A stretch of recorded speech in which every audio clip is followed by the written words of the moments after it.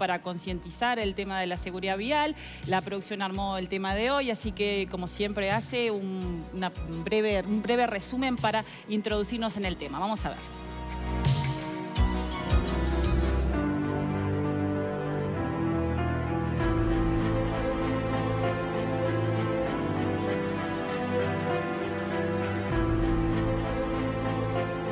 En nuestro país, la Unidad Nacional de Seguridad Vial informó que en este primer cuatrimestre del año resultaron lesionados por siniestros de tránsito 9.085 personas, un promedio de 75 personas por día. De todas maneras, las cifras no son desalentadoras si pensamos que hubo una disminución del 18,8% con respecto al año anterior, con 143 fallecidos.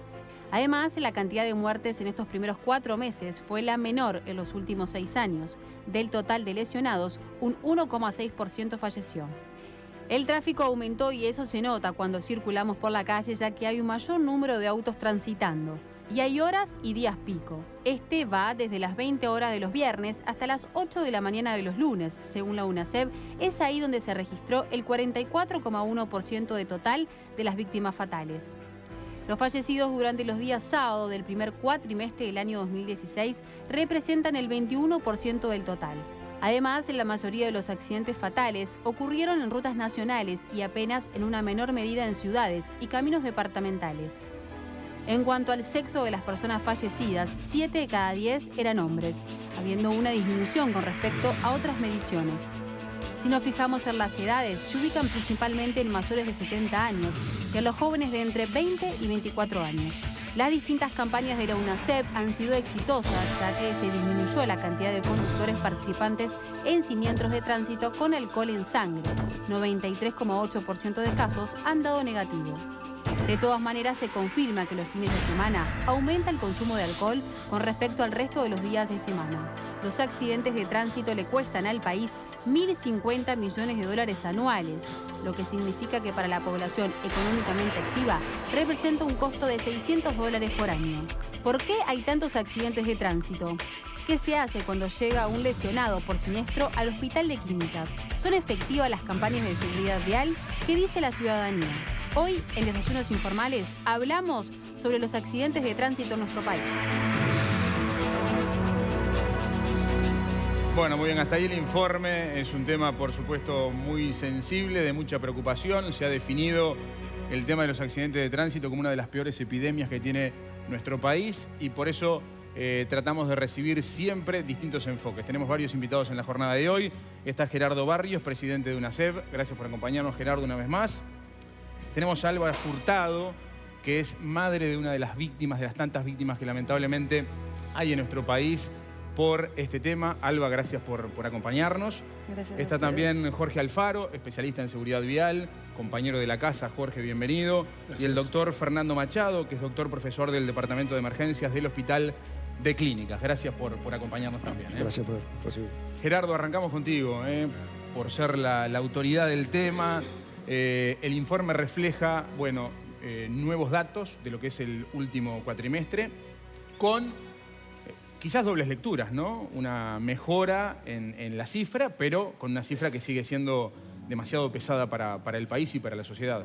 Sí, exactamente, pero hay dos aspectos que nos parece que son importantes a la situación del Uruguay de hoy, comparada incluso con el resto del mundo. Primero, la importancia de tener una base de datos confiable, certera, reproducible y accesible. Cualquier ciudadano puede ingresar y ver estos datos.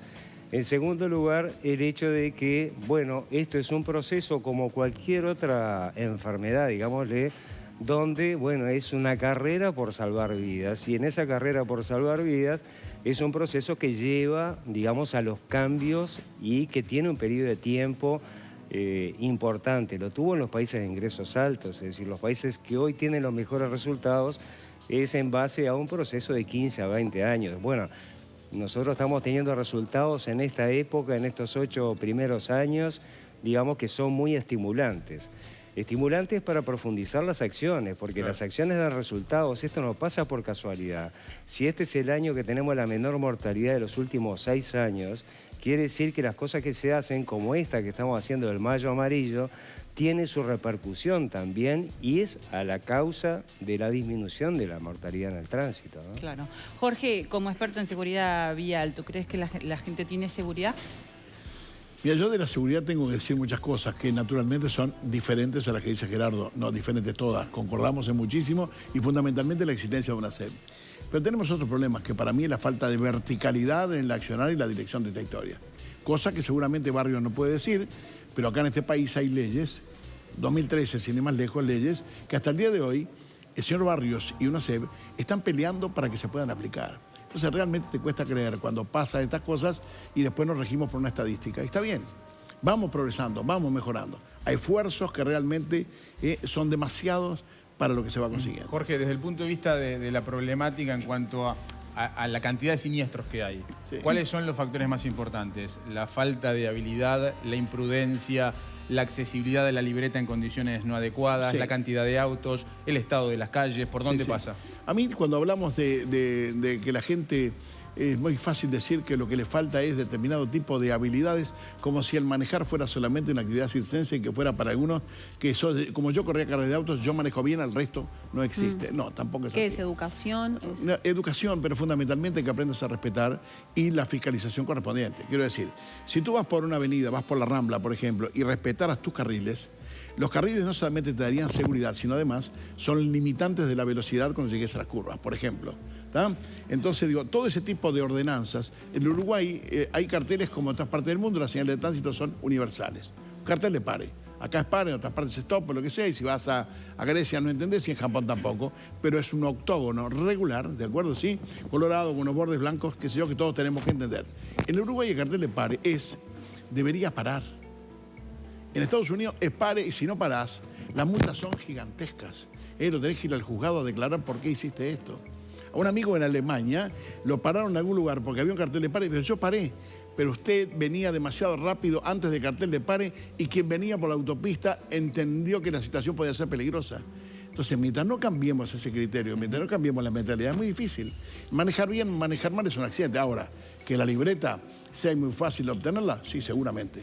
Acá se aprende a salvar un examen, no a aprender a manejar, ¿de acuerdo?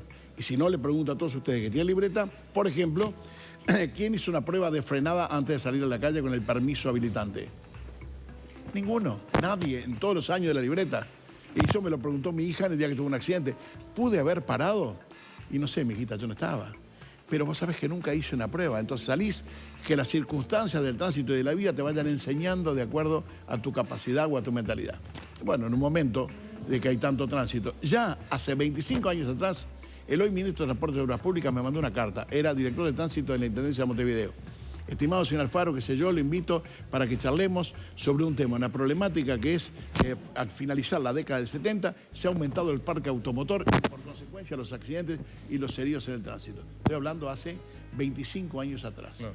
16 años después de esa carta, Gerardo Barrios con una ceba al hombro para empezar esto que es la realidad de hoy día. Bien. Alba, nosotros podemos hablar de números, de cifras, de datos, pero por supuesto hay otra realidad, ¿no? Que es la de las familias que se ven afectadas por esta situación de los accidentes de tránsito. En tu caso, te tocó vivir una de las peores situaciones, que es la pérdida de una hija, Silvana, en el año 2002, que fue atropellada en Coimbra y General Paz, en un accidente muy recordado por todos.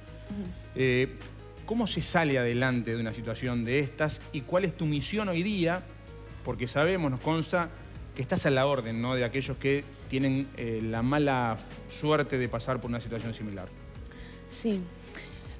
Bueno, mira, es tan difícil poder expresar cómo uno sale adelante, porque cuando a vos te ocurre un hecho así, que vos no lo esperás, porque siempre estamos pensando que a nosotros no nos va a pasar, y a veces ni sabemos qué pasan.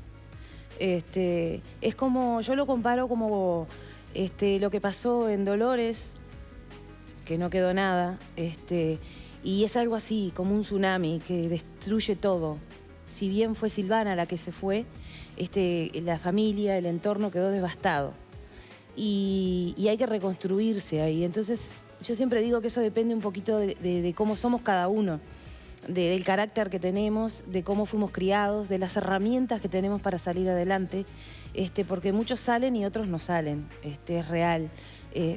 Como algunos que se van, otros que viven pero no viven, y otros que luchamos para sentirnos que estamos vivos.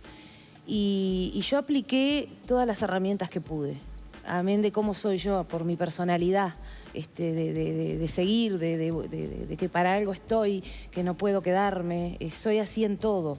Y cuando me tocó esto, bueno, apliqué las herramientas, apliqué, aunque les parezca mentira, tuve que aplicar el respirar. Tuve que respirar, tuve que centrarme en la respiración para resistir, que es una herramienta que todos la tenemos, pero no sabemos a veces si las usamos. Respiramos porque respiramos, claro. Pero tuve que aplicar herramientas de ese tipo para controlar las emociones, para no enfermar. Y también para no medicarme. Nunca me mediqué, ni en el momento ni nunca. Me imagino que una vez que te pasa eso, empezás a ver el tránsito, ¿no? O sea, tu entorno de otra manera. ¿Ves un cambio en los uruguayos desde que la UNACEF está trabajando? ¿Notás que los jóvenes tienen otra responsabilidad? Mira, cambios se notan, y desde que está la UNACEF, sí es obvio, estábamos hablando recién, que se ha hecho cosas y hay que seguir haciendo. El decir que los jóvenes han cambiado y todo eso está difícil, ¿no? Al menos yo desde mi punto de vista como madre, y que hablo con los adolescentes, pero yo creo que se intenta, pero ¿qué pasa? Que en el tránsito y todo esto, también es cómo te educan. Yo soy mamá y pienso y siempre estoy diciendo que los chicos desde que le das un triciclo, un buggy, un monopatín, lo que le des, tenés que ponerles juguetes como una cebra, como un semáforo y aunque los bebés aprenden. Los bebés te tocan los celulares, te tocan las computadoras, entonces desde ese punto hay que educar en el tránsito. Desde ahí hay que educar. Entonces, claro, hoy estamos con chicos de 16, de 15, de 18, prontos a sacar una libreta que nunca fueron educados en el tránsito. No, y que entiendan de que puede ser un arma, ¿no? Realmente. Claro, y tampoco saben que el coche es un arma. Claro. Para Alba, ellos es una libreta, como ¿qué es lo que pasa hoy día cuando alguien te llama? Porque vos estás a la orden, ¿no? De aquellas personas que, como decíamos, pasan por situaciones similares. ¿Qué camino seguís? Mira, mucha impotencia siento cuando me llaman porque primero no puedo hacer nada. Porque no puedo hacer nada porque el que se fue, se fue. Y los que quedamos nos tenemos que reconstruir. Y te vuelvo a decir, y como todos somos distintos, es difícil. Y aparte va a ser 14 años que se fue Silvana y todos los años son distintos. Y yo sé que hay procesos y tiempos para poder entender alguna cosa. Entonces yo no puedo atender el teléfono de una persona que acaba de morir su hijo o su papá o su mamá o quien sea que llame y decirle vos podés seguir adelante. No puedo decirle eso. Entonces lo que sí trato es de llegarle como ser humano a la persona y decirle mira, yo estoy acá, yo estoy de tu lado y entiendo lo que te está pasando y no le miento. No le miento para nada porque creo que es lo peor que nos pueden hacer. Yo le digo, es difícil, es muy difícil.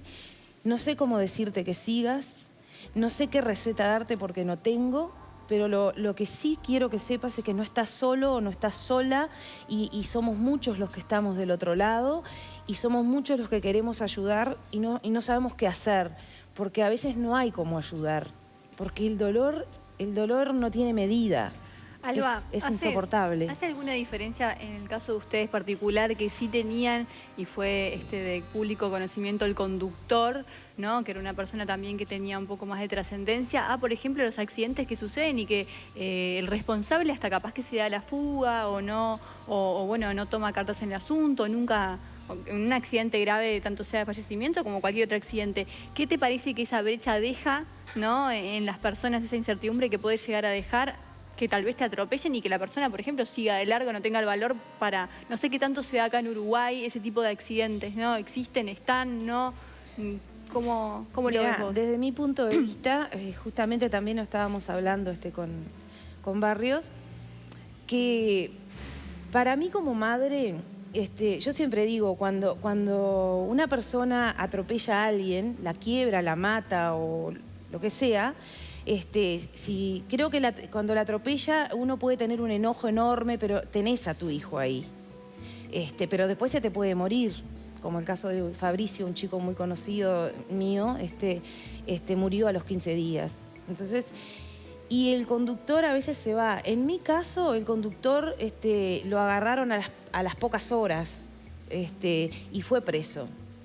Pero cuando uno tiene un momento que vos querés literalmente matarlo, sacarle los ojos, le deseas lo peor, porque somos humanos, es algo desesperante, porque él es el responsable de la muerte de tu hijo.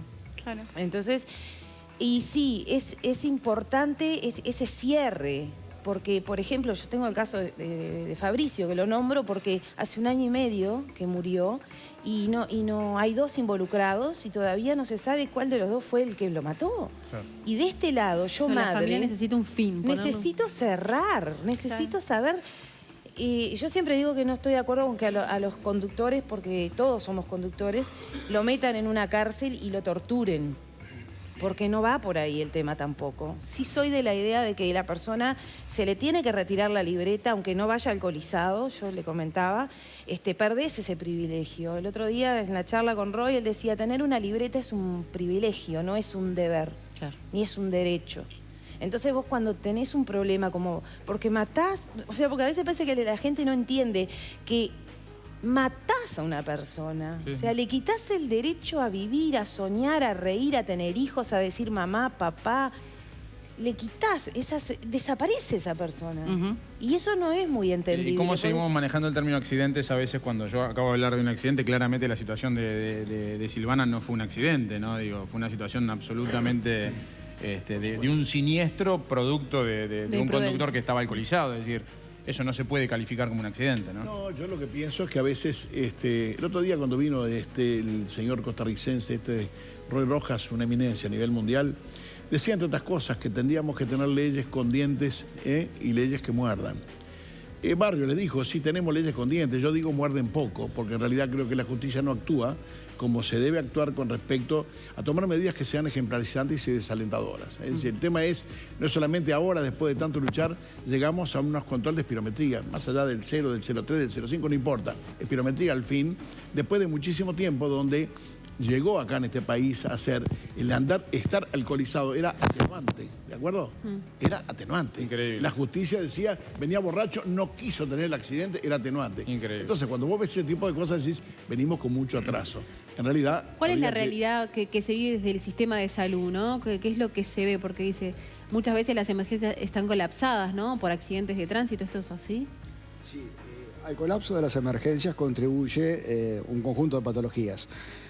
Pero para nada es ajeno la contribución que hace el trauma como enfermedad. Nosotros hablamos de enfermedad traumática en este conjunto de entidades que recibimos en los departamentos de emergencia. La epidemiología que cada departamento de emergencia tiene de sus traumatizados difiere de uno a otro. Por ejemplo, en hospitales públicos como el Hospital Maciel, el Hospital Pasteur, hay una predominancia del trauma penetrante, si bien se ven muchos víctimas de las colisiones vehiculares. El Hospital de Clínicas tiene un predominio de víctimas de los siniestros de tránsito. Nosotros tenemos el triste privilegio de tener experiencia con ello porque no es raro para nada. Cotidianamente estamos recibiendo enfermos muy graves, enfermos que algunos van a morir en las primeras horas, otros van a morir días después en los centros de terapia intensiva. Y nosotros siempre decimos que esos enfermos que estuvieron 14, 15 días en terapia intensiva, que recibieron 2, 3, 4 intervenciones quirúrgicas, un sinnúmero de tomografías computadas, antibióticos, fármacos, y terminamos con un enfermo muerto, son los muertos más caros del sistema de salud, que los pagamos todos los uruguayos. ¿Las cifras más o menos que se manejan? Y un paciente que esté 14 días en terapia intensiva sin intervención, y eso se está llevando unos 30, 40 mil dólares arriba. Sí, estamos hablando de $1.050.000 global, por año, ¿no? Global. Ese es el global, lo cual es pavoroso. Estamos hablando de un 3% del PBI. Sí, y creo que la cuenta era $600 por persona, digamos, exacto, al año. ¿No? Digamos. Todos esos costos los pagamos los uruguayos. Que ese es otro fenómeno, digo, es otra consecuencia. doler al oído pasar a hablar de víctimas a dinero, pero también es una realidad, ¿no? El costo es una realidad financiero y económico que tiene esta epidemia para todo el país. Casi la mitad de lo que se entra por concepto de turismo, ¿no? Dios mío. Gerardo, Alba hablaba, por ejemplo, también del tema de la educación. ¿Cómo están, por ejemplo, el tema de las escuelas de tránsito? Porque antes como que parecía como hasta más fácil. No sé si ahora hay un mayor control de quién recibe la libreta. Sí, algún aspecto que me parece importante señalar porque en esto hay una larga historia de los componentes y las buenas prácticas en materia de seguridad vial, digo, en el mundo. Son recomendaciones internacionales basadas en la evidencia y no en el a mí me parece. Claro. Es decir, hay que abandonar eso, como hay que abandonar el término accidente y como hay que abandonar el término licencia, es un permiso. Es decir, hay toda una serie de cambios que hacen a el cambio de país que teníamos hace muy poquito tiempo. Entonces, bueno, los aspectos de la educación nunca por sí mismos generan ningún cambio cultural. Solo la educación no soluciona el problema, si no es acompañada la educación de comunicación social y de controles en las vías públicas de esas leyes que tienen dientes, que para que muerdan tienen que estar los agentes de tránsito en las vías públicas. Ese es el mayor generador de los cambios. Porque, yo digo, no hay uruguayo que no sepa que un cartel de par es para parar. Claro. No hay un uruguayo que no conozca que un semáforo en rojo es para detenerse. No hay un uruguayo que no conozca que tomar alcohol inhibe a la conducción vehicular. Ahora, y acá quiero decir una cosita porque en esto nos puede pasar sin querer caer en estigmatizaciones. Si uno analiza ¿qué es lo que ocurre con las espirometrías positivas en siniestros de tránsito?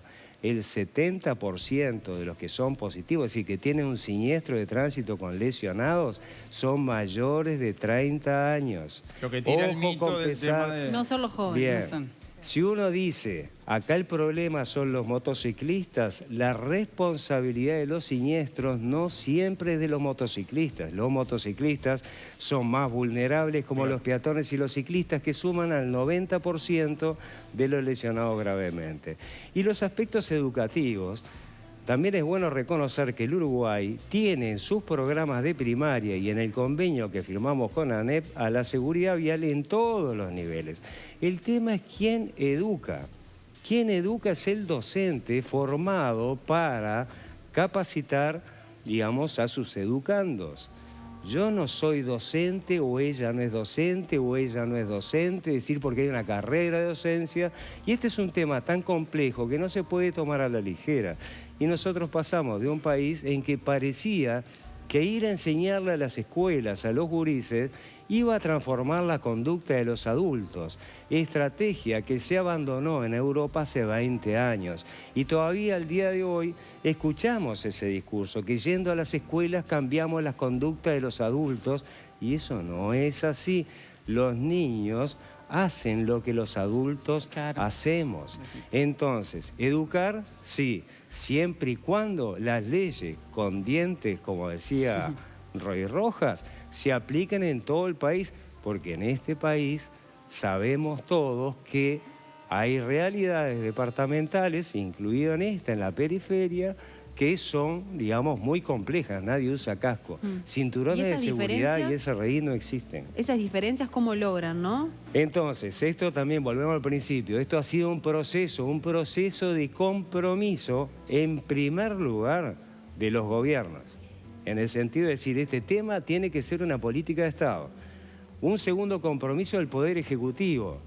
Un segundo o tercer compromiso de los gobiernos, tanto el nacional como los gobiernos departamentales, y creamos al más alto nivel la Junta Nacional de Seguridad Vial, integrado por el Poder Ejecutivo y el Congreso de Intendentes para solucionar estos problemas. Ahora, Gerardo, cuando sale un intendente, ¿no?, de determinado departamento a decir, bueno, acá no se controla que se use o no el casco, no es tan importante, ¿qué te pasa? Bueno, nosotros tuvimos ese proceso de discusión. Creo que hoy hay un ámbito bastante diferente, hay un consenso de avanzar en este tema, digamos, y bueno, lo que nos faltaba era establecer estrategias de control más adecuadas todo el año.